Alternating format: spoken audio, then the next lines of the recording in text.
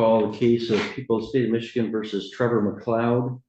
It's file 23-6748FH. Please. All right, reserved.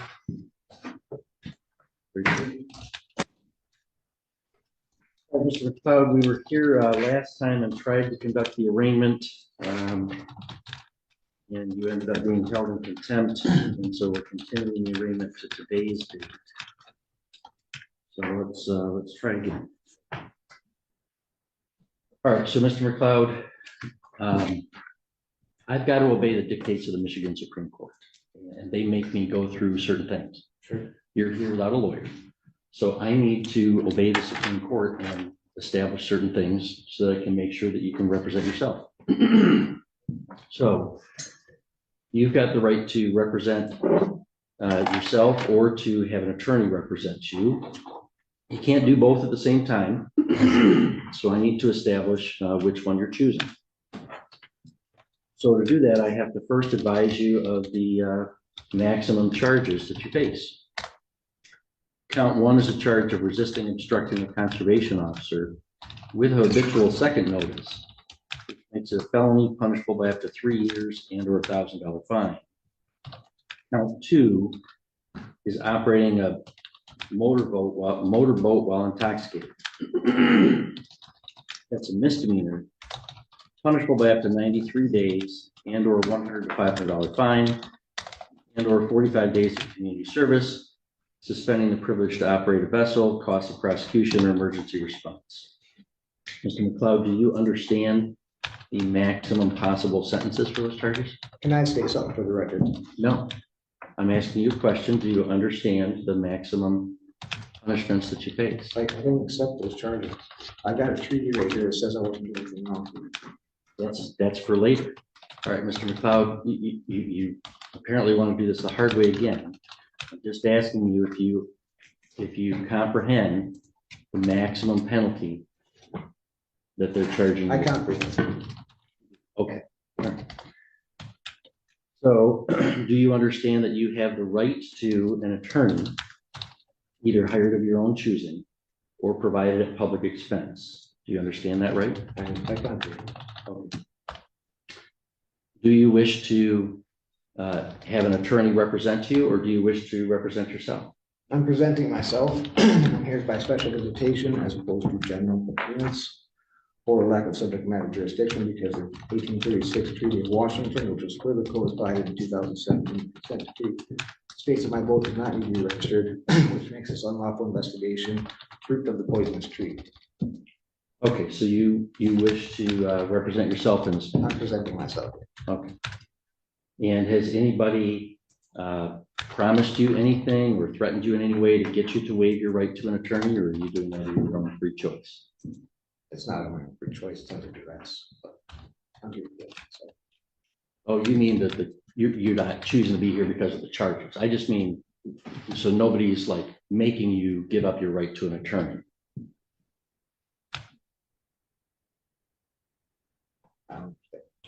Well, I said you got the right to an attorney. You don't want to have an attorney. Is that your choice, or is somebody like pressuring you to not have a lawyer? Who's pressuring you to be here? That's not what I asked. Okay. Well, is anybody pressuring you to give up your right to have a lawyer? No. Okay. See, I'm not asking you trick questions. I promise you, Mr. These are not trick questions. All right.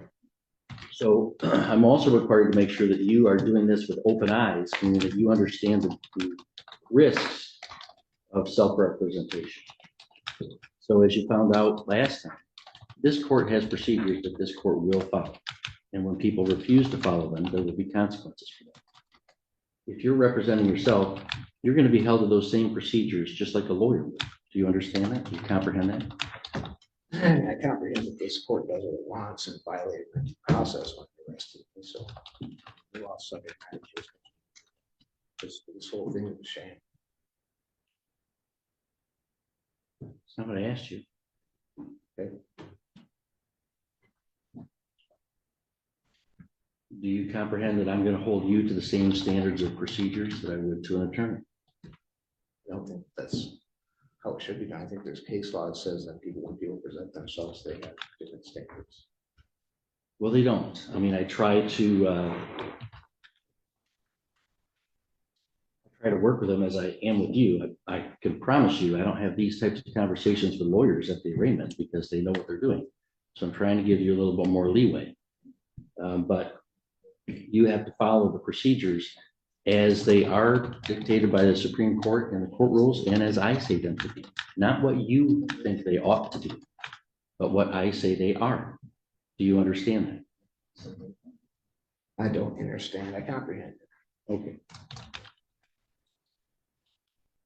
All right. Now, because of that, attorneys have had to, be licensed to understand those rules and have read from a law school where they've spent 3 years studying those rules.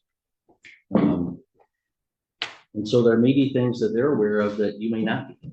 So when somebody represents themselves, there may be a defense to the charge where a lawyer might recognize that defense and present it, and somebody representing themselves might miss that defense.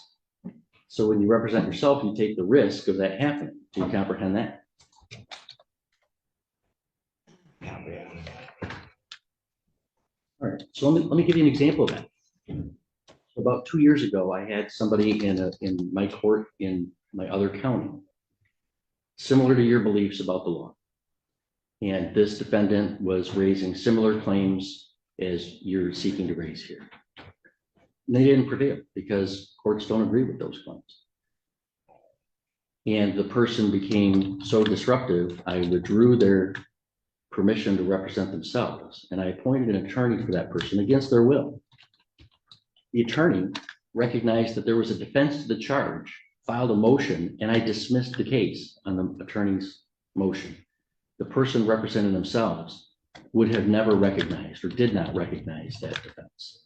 So do you understand, when you represent yourself and give up the right to be represented by a trained attorney, you're taking a risk that there may be defenses that you might miss. I comprehend what you're saying. Okay. So I think you just move forward from the attorney. All right. So then the final thing that I have to decide is whether your self-representation will disrupt, unduly inconvenience, or burden the court and the administration of the court's business. If I'm judging it just on last time's appearance, I would say, well, yeah, you're going to be disruptive, so I'm not going to let you represent yourself. Today, you've been tempted to go down that road, it seems to me, but you've trained yourself. So I'll at this point find that you representing yourself is not going to unduly disrupt, inconvenience, or burden the court's business. But you should understand, Mr. McDowell, that changes when you decide that you're going to run this court, which you do not. Then I will withdraw your authority to represent yourself, and I'll appoint an attorney to speak for you, and you won't be allowed to speak. But as long as you're going to, follow the proper procedures, at this point, I'll let you represent yourself. All right. So I will find that Mr. McLeod is unequivocally waiving his right to counsel. He's made that right knowingly, intelligently, and voluntarily, and he's aware of the disadvantages of self-representation. And at this point, I'm finding that his self-representation will not be disrupted to the court's business. All right. There. Now, Mr. McLeod, I have to arraign you on the charge itself. Have you been given a copy of the document called information felony, the charging document that contains the charges against you? Okay. You would have the right to have me read that document in full on the record. Do you wish me to do that, or do you want to waive the reading of the information? I guess it's for procedure. Okay. So count 1 charges you with resisting, obstructing conservation officers, and it alleges that you did knowingly or willfully obstruct, resist, oppose, assault, beat, or wound C.O. Layston Feltz, an officer appointed by the director of the Department of Natural Resources when said person was making an arrest or search contrary to Michigan law. That's normally a high court misdemeanor punishable by 2 years and or $1,000 fine. There is a habitual offender second notice indicating that the court should take notice that you were previously convicted of a felony or an attempt to commit a felony in that on or about February 12th, 1996, you were convicted of the offense of larceny from a motor vehicle, violation of Michigan law in the 53rd Circuit Court for Sheboygan County. Therefore, that increases the maximum penalty to 1.5 times, meaning that resisting obstructing charge is punishable by a maximum of 3 years and or $1,000. Count 2, marine safety operating while intoxicated, alleges that you did operate a motorboat on the waters of the state while you were under the influence of alcoholic liquor contrary to Michigan law. That's a misdemeanor punishable by 93 days and or a $100 to $500 fine and or 45 days community service. Court to suspend privilege to operate vessel 1 year to indefinite, and the court can assess the cost of prosecution or emergency response. All right. Mr. McLeod, how do you wish to plead to those charges? You can either plead guilty, not guilty, or you can stand. I don't plan on pleading because I have a decree right here that says I wasn't violating any laws. Stop it unlawful, which makes everything after approved by the district. So Well, that's for evidence. Copy of my travel card, a copy of the excerpt from the 2017 consent decree. Well, that would be like a motion to dismiss later on, which you could file. In fact, you had filed a couple motions to be heard today, and then you withdrew them.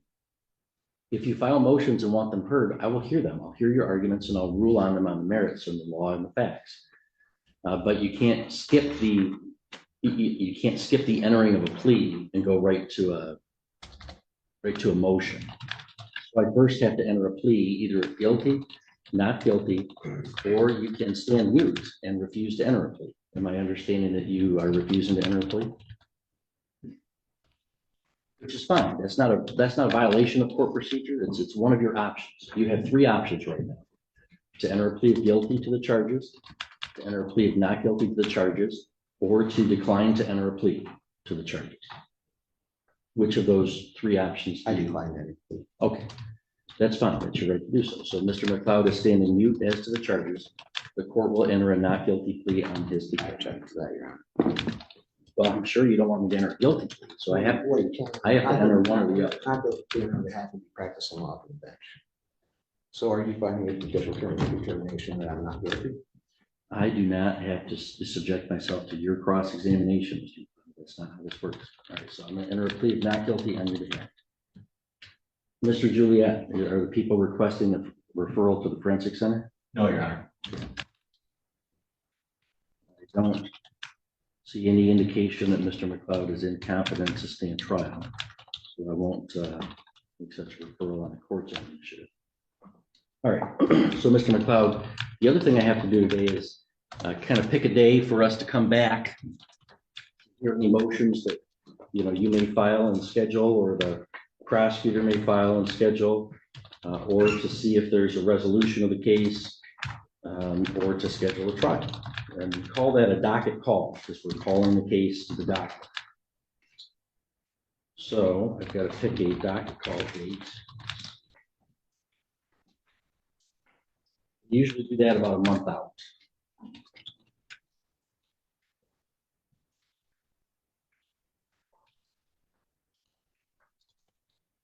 So I could have you come back Tuesday, February 6th at 9 a.m.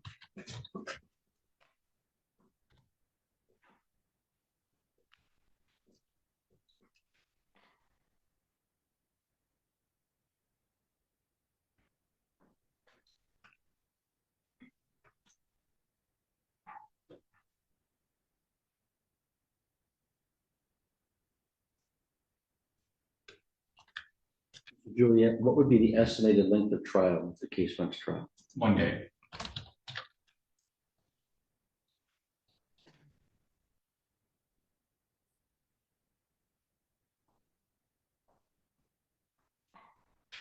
All right, Mr. Juliet, anything further from the people? I received an email yesterday from Mr. McLeod. It appears to be a dispositive motion. I would say, suppress the evidence. I know he filed a motion based on summary disposition a while back that was withdrawn. I would just request that if he wants to move forward with that motion to suppress, just give us a copy of the written motion. Perhaps the court can hear it on the 6th. I would just ask 7 days to respond to it. All right. So, Mr. McLeod, I've done everything I need to do today in terms of determining whether you can represent yourself, advising you the charges, entering a plea, and scheduling our next court date. You can feel free to file any motions or objections that you want to have heard to be heard on that date. I can't rule on things orally on that regard. It sounded like today you wanted to tell me some things about a treaty and things like that. You might be right. I don't know. But I'd have to review your written materials. I'd have to review your argument. I'd have to hear from both sides and then make a decision on that. We can do that on the 6th if you file the motion and notice it up to be heard that day. Is there anything further for purposes of arraignment today? I'd like to have the motions heard earlier than that. And I'd like to be reviewed to my bond restrictions, which are quite invasive, honestly. Well, you filed a motion to review those and then you withdrew your motion. Because I want to do separately. I mean, well, I guess I could make one exception to that the court rule does allow bonds to be reviewed at any time. So I do allow oral motions to review bond. So if you want to talk about your bond conditions right now, I'll certainly do that. I think they're very restrictive. I think they're a violation of due process. I think that they're unnecessary to prove that I'm going to show up or that I'm not dangerous to the public.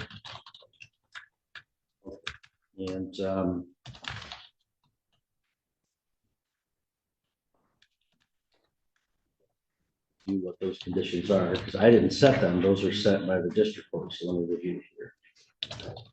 Which conditions is it that you are thinking are unduly restricted? They're having you call every morning to take a drug test. So, is that the only condition you're seeking to have removed? it's really the only one that, well, not being able to leave the state is kind of silly too. I travel for work. All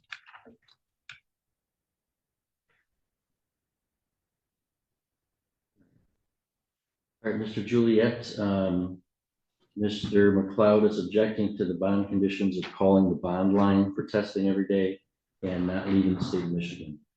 Any response? If he works out of state, I have no objection to that. We're striking that from the bond condition. As far as the bond line, I mean, this is an alcohol related offense.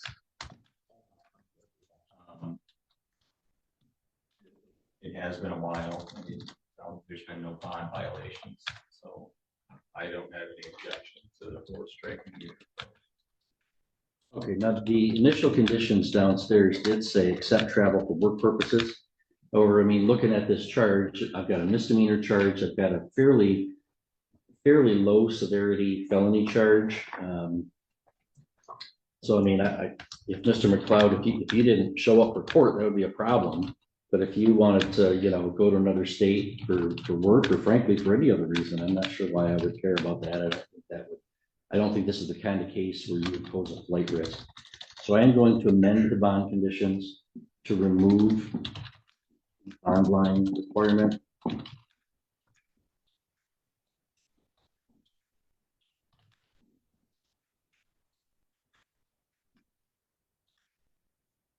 And remove the restriction on out-of-state travel.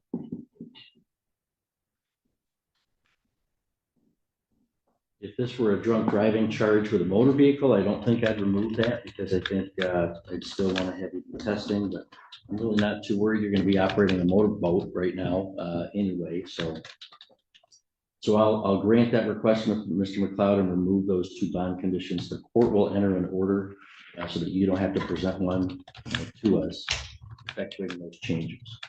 Anything further for today, Mr. McLeod? Okay, we'll see you on the 6th. If you do want your motions heard on an earlier date, you can contact the assignment clerk and see if there's a date we can get you in soon. All right, have a good day.